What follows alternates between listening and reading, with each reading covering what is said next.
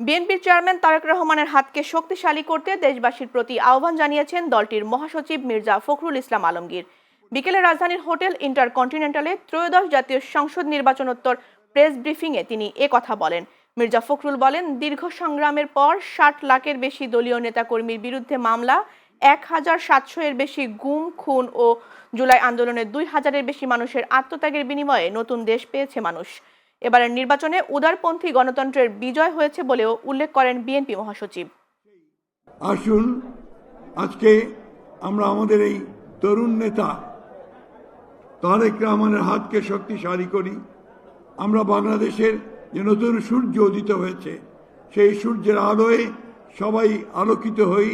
আমরা সত্যিকার অর্থেই একটা শান্তির বাংলাদেশ, ভালোবাসার বাংলাদেশ, গণতন্ত্রের বাংলাদেশ আমরা গড়ে তুলি সবাই মিলে।